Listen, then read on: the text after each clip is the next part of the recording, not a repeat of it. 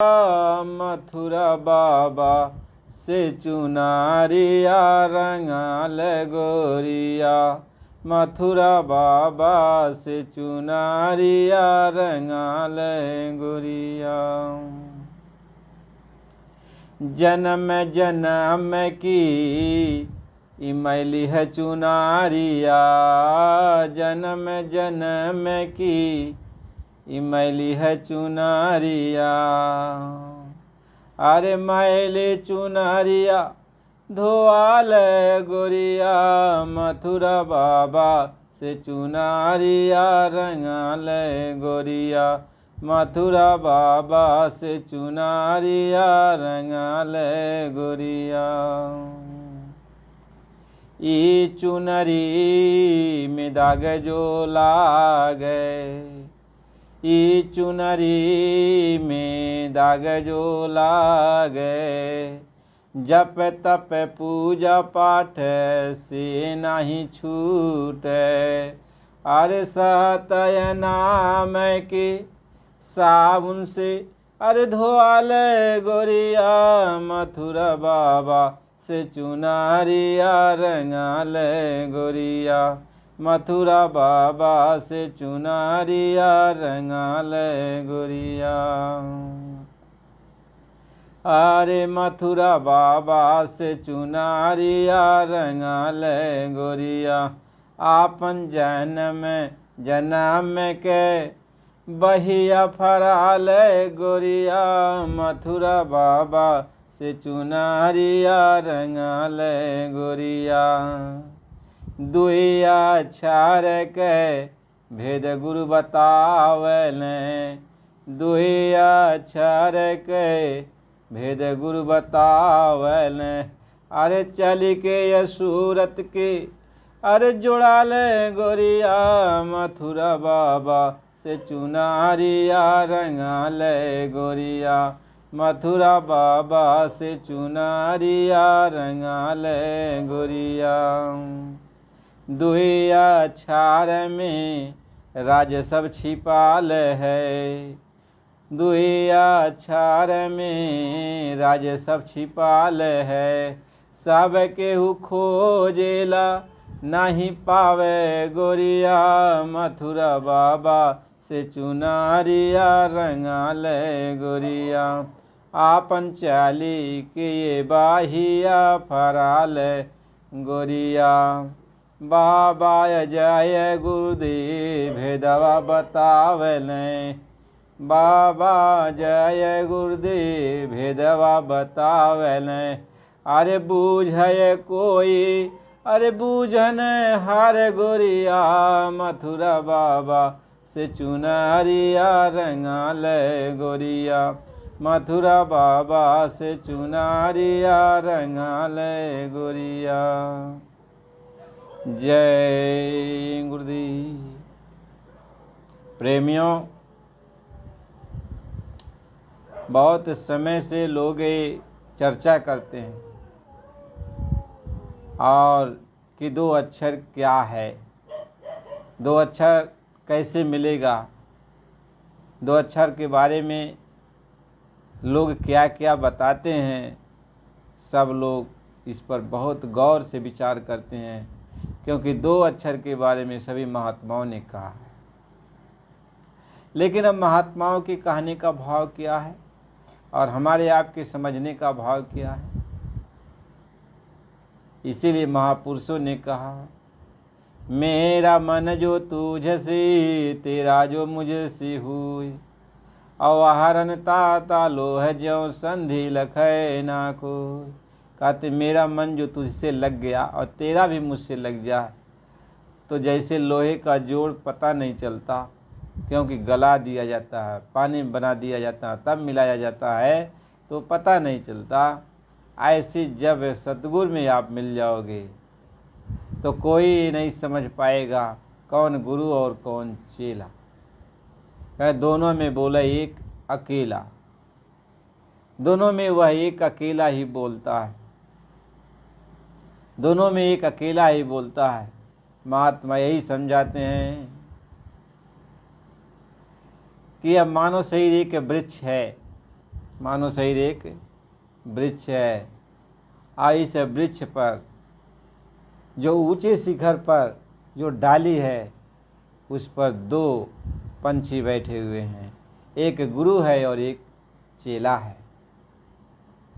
एक गुरु बैठा हुआ है और एक चेला बैठा हुआ है। चेला तो विषय रस का भोग कर रहा है और गुरु उधर अमृत का पान कर रहा है। महात्मा यही समझाते हैं कि यही दो अक्षर है, एक आत्मा है और एक परमात्मा है। आत्मा है और एक परमात्मा है।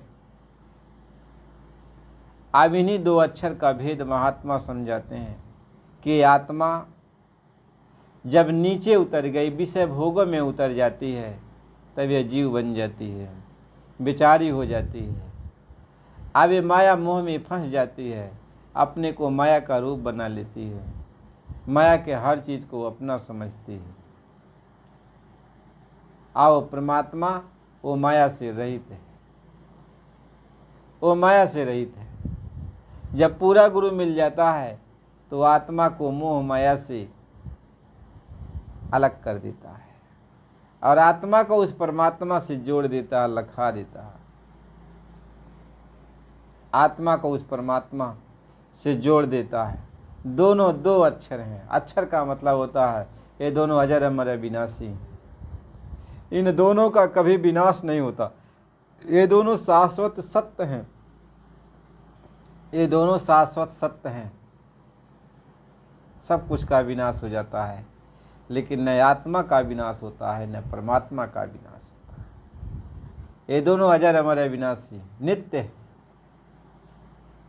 संसार रहेगा तो भी ये दोनों रहेंगे, संसार नहीं रहेगा तो भी ये दोनों रहेंगे। ये दोनों आदि में भी थे, अंत में भी रहेंगे, मध्य में भी रहेंगे। लेकिन आत्मा जब परमात्मा से बिछुड़ जाती है और माया के चंगुल में फंस जाती है, तब आत्मा अपने स्वरूप को भूल जाती है। तब यही आत्मा माया में मिल करके माया का रूप बन जाती है। कह भूमि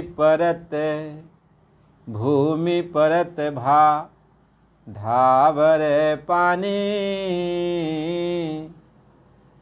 आया जी वही माया लपटानी। कहते भूमि पर पड़ते ही वो पानी ढाबर हो गया, यानी मिल गया। अब कोई पानी जो निर्मल पानी था, अब तो इसमें भूमि पर जमीन में पड़ गया तो अब निर्मल नहीं, गंदा हो गया। ऐसे ही आत्मा जब इस माया मोह में आके फंस गई तो आत्मा गंदी हो गई।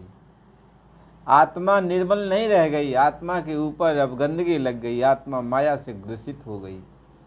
अब जैसे हीरा हो कीचड़ में पड़ जाए तो चारों तरफ हीरा के ऊपर कीचड़ लग जाता है, हीरा को अपना प्रकाश नहीं सूझता। ऐसे आत्मा को अपना प्रकाश नहीं सूझता। आत्मा को पता नहीं है कि मैं कौन हूँ। लेकिन जब परमात्मा रूपी संत सदगुरु जब मिलता है तो आत्मा के ऊपर लगी हुई कीचड़ यानी माया को हटा देता है। माया के जितने भी आवरण है, गंदगियाँ हैं, सब हटा देता है। और जब गंदगी हट गई माया की तो उसको अकेले खड़ा करता है, आत्मा को अकेले खड़ा करता है। कहता देख तू शुद्ध चेतन परमात्मा का स्वरूप है। और परमात्मा जो ऊपर है बैठा हुआ, जो सामने है, कहते लखा देता है, कहते उसमें यानी परमात्मा से मिला देता है। यही है, और दो अक्षर तो कुछ है नहीं। बस महात्मा इसी बात को समझाते हैं। हम अपने अपने तौर तरीकों से समझना चाहते हैं, हर तरह से समझना चाहते हैं, विस्तार से इसकी चर्चा करते हैं, हर तरह से। महात्मा ये समझाते हैं, आत्मा और परमात्मा के भेद के बारे में महात्मा लिखते हैं। जब आत्मा परमात्मा का रूप बन जाती है, आत्मा परमात्मा में विलीन हो जाती है, आत्मा परमात्मा स्वरूप हो जाती है, तब कहा कि मूरत की सूरत आप भयो, मूरत की सूरत आप भयो, मूरत आगे क्यों नाचेगा, मूरत की सूरत आप भयो, मूरत आगे क्यों नाचेगा। भिक्षुक सेती बादशाह भयो, क्यों कर भिक्षा को जाचेगा, क्यों कर भिक्षा को याचेगा। इसलिए महात्मा कहते हैं कि इस भांति से जड़ शरीर में, महात्मा ये समझाते हैं कि इस भांति से जड़ शरीर में चेतन करय परगास है जी। कहें किस तरीके से, कहें उस तरीके से कि प्रतिबिंब आकाश को देखी चाहे, भरे घट में उसका भास है जी। कहें प्रतिबिंब आकाश को देखी चाहे, भरे घट में उसका भास है जी। फिर उसी घट को तू फोड़ देव, आखिर में रहे आकाश है जी, आखिर में रहे आकाश है जी। इस भांति से जड़ शरीर में चेतन करें परगास है जी, चेतन करें परगास है जी।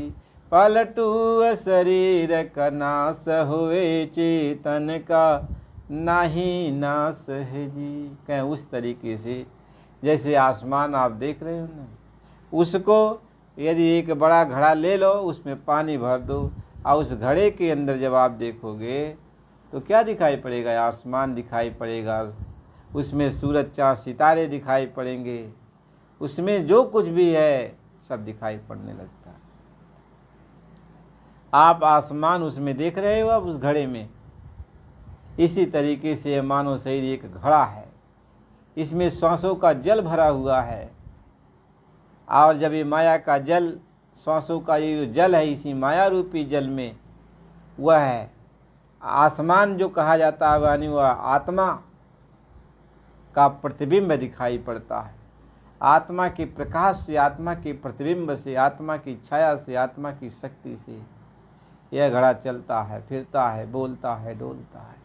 लेकिन जब घड़ा फूट जाता है और पानी, सांसों की पूंजी खत्म, यानी पानी खत्म हो गई, तो अब वह न घड़ा बोल सकता है, न घड़ा डोल सकता है, न घड़ा कुछ कह सकता। क्यों? आत्मा का जो प्रकाश पड़ रहा था वह प्रकाश खत्म हो गया, यानी इसमें से अब इस घड़े में अब नहीं पड़ रहा है, क्योंकि घड़े में जो पानी था, पानी खत्म हो गया।